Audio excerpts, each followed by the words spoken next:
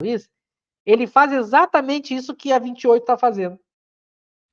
Ele vai mudando os termos das palavras que ele está usando a todo momento.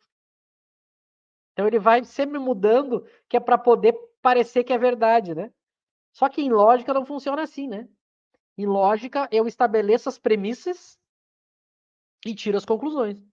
Agora, quando eu chego na conclusão, eu não posso mudar a premissa. Se eu for mudar a premissa, daí é outra conclusão, evidentemente. Então, eu não posso ficar mudando as premissas. E claro que se eu ficar mudando as premissas, as conclusões vão ser diferentes. Então, para citar um exemplo prático, né? Agora, o movimento espírita tem uma parte do movimento espírita que, para defender o André Luiz, ela tenta dizer que quando o André Luiz fala em umbral, ele não está querendo dizer que é um lugar. Então, olha que interessante. Isso aí dá um estudo, viu? Dá um estudo psicológico do próprio movimento espírita. Olha que interessante.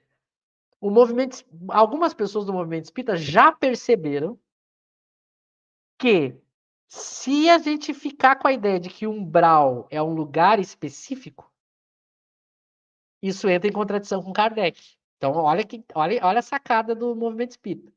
Entre aspas, né? Então, eles perceberam o seguinte: para não entrar em choque com Kardec, as pessoas estão tentando desdizer o que o André Luiz disse. Então, elas estão dizendo: não é que o André Luiz está errado, é que você está entendendo errado o que o André Luiz disse. Olha que inteligente isso. Só que por que essas pessoas erram? Porque o André Luiz deixa absolutamente claro que ele está querendo dizer que umbral é um lugar. Não adianta eu tentar distorcer, é só pegar o livro e ler. Ele deixa claro que é um lugar. É um ponto geográfico. Então as pessoas tentam salvar o próprio André Luiz, tentando desdizer o que o próprio André Luiz disse. É o que eu estou falando aqui, a pessoa fica relativizando os conceitos.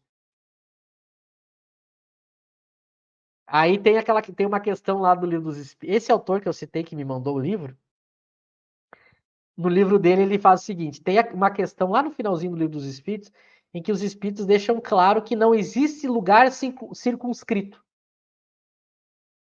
Os Espíritos dizem, não há lugares circunscritos no mundo espiritual. Isso está no livro dos Espíritos. Aí esse autor diz o seguinte: não, mas veja bem, o que os Espíritos estão querendo dizer aqui é que não existe lugar circunscrito céu e inferno. Então, olha que interessante. Ela pegou as palavras dos Espíritos de Kardec e esticou o significado, né? Não, é no sentido de que não é céu e inferno, é outra coisa. E essa outra coisa é umbral e colônia espiritual. Olha que interessante. Então, geralmente o movimento espírita faz isso. Quando eles veem que eles vão perder a discussão, como eles estão tão fascinados e fanatizados pelo André Luiz, aí eles começam a relativizar as palavras. Primeiro eles relativizavam Kardec. Quando eles começam a ver que Kardec não dá para relativizar, que Kardec é mais lógico, aí eles começam a relativizar as palavras, que é para não largar o osso, para tentar salvar o André Luiz. Mas só o fato dele não ser claro no que ele está escrevendo já mostra que não é o espírito superior. Só o fato da gente ler e ficar uma confusão, isso já serviria, segundo o critério de Kardec, para eu botar a mensagem fora. Isso já é uma prova que é um espírito pseudo-sábio fascinador. Só isso já provaria. Então, por exemplo, quando eu leio, acho que foi esse final de semana eu estava lendo alguma frase do Emmanuel. Eu já citei isso, eu não lembro se foi na quarta-feira ou se foi aqui que eu citei, né? Eu duvido que tenha alguém que leia algum texto do Emmanuel que consiga ler só uma vez e que não tenha que voltar 3 vezes no início para entender o que ele disse. Eu duvido.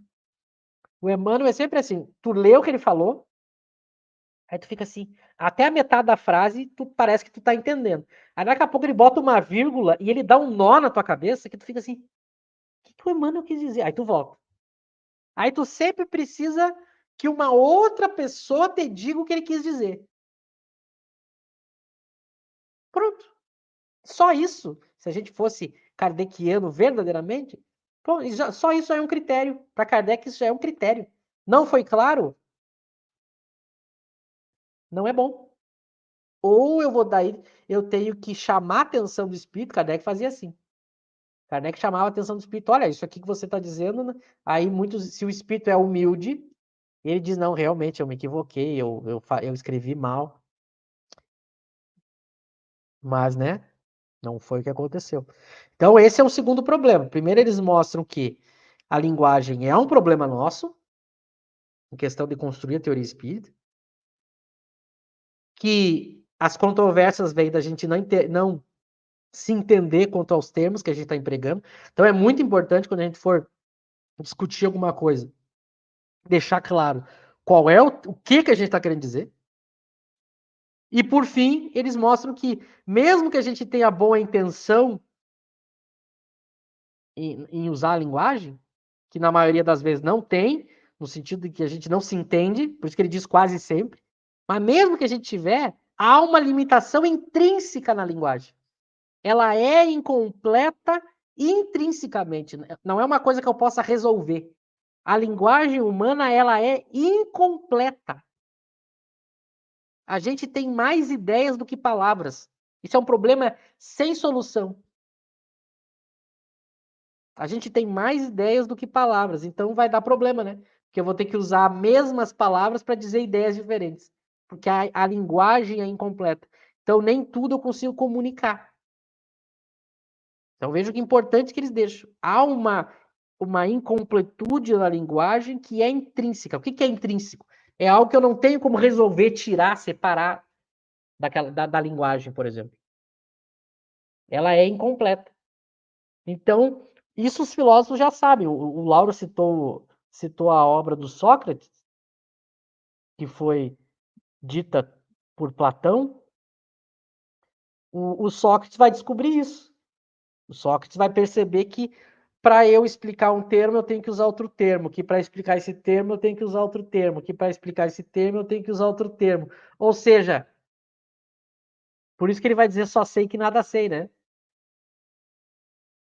Agora, claro, os filósofos e os cientistas, os que fazem teoria, sabem desse problema, né? A linguagem ela é incompleta. Claro que essa incompletude da linguagem, que a gente já sabe desde Sócrates, não vai impedir a gente de construir conhecimento. Muito cuidado. Senão a gente chegaria na ideia, porque há correntes filosóficas que vão dizer que a gente não pode produzir conhecimento, né? Só que qual é a contradição que os filósofos costumam dizer para essa linha da filosofia? Se eu digo que o conhecimento não é possível, isso já é um conhecimento, logo é uma contradição lógica. Percebe? Eu dizer que não é possível conhecimento é um conhecimento. Então, isso é uma contradição lógica. Mas se sabe que há uma limitação. A nossa linguagem é limitada. Então, eu tenho que ter um autor que faça o máximo para suprir essas deficiências da linguagem. No caso do Espiritismo, quem é que fez isso? Kardec.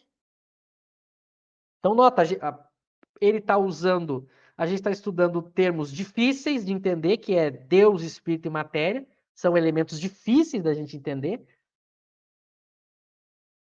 mas Kardec está usando aquilo que é possível e tentando ser o mais claro possível, mostrando as diferenças, mostrando a característica que dá para saber de cada um, mostrando que são elementos independentes. Então, ele usa muito bem a linguagem para definir algo que por si só é incompleto. Então, ele dá aquilo que a gente pode saber e dá da melhor maneira. Então, a gente tem que se espelhar em Kardec e aprender com ele como é que faz isso. Para quando a gente for construir teoria ou tentar entender a teoria, a gente não tente aplicar as nossas deficiências na teoria, que é o que a gente fala no movimento espírita. A nossa leitura, a nossa interpretação é ruim. E a gente reproduz isso nas casas espíritas. Aí a gente traz confusão, contradição. Então, como a gente tem que aprender com quem fez melhor. Faz com Kardec, não fique inventando moda. Eu sempre digo, não fique inventando moda, querer fazer coisa que alguém competente como é Kardec não fez daquele jeito. Para concluir, é o exemplo da